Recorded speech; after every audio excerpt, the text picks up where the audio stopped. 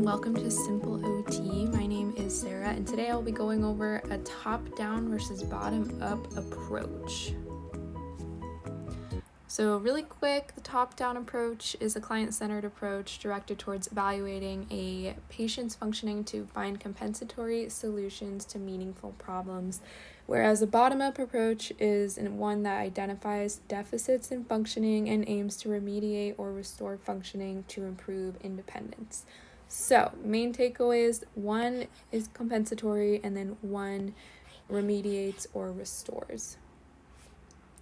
These topics can be really confusing and really overwhelming, especially when studying for the exam.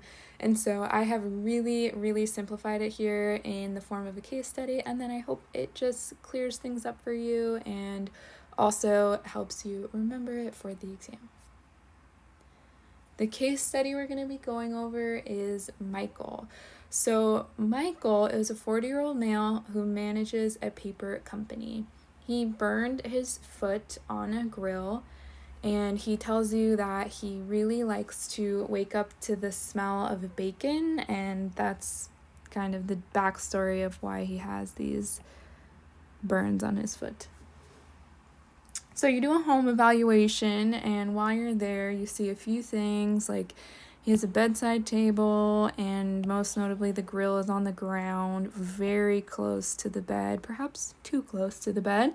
And you learn that he actually burned his foot because the grill was on the ground. He stood up out of bed and put his foot right into that bacon. Ouch. So OT Dwight comes along and he wants to use a bottom-up approach. He sees a physical problem and addresses the deficits. So he's moisturizing Michael's foot, he applies ice, and he moves forward.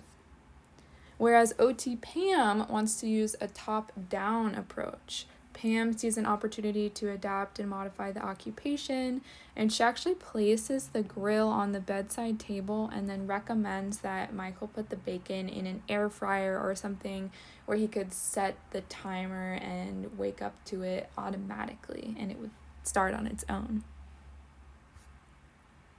Main takeaways, just remember top-down, compensate, bottom-up, remediate. Or consider the top-down approach as the rehabilitative frame of reference and then the bottom-up approach as the biomechanical frame of reference. Top-down can be considered more classic and traditional occupational therapy, whereas the bottom-up might be viewed as more so along the lines of the medical model.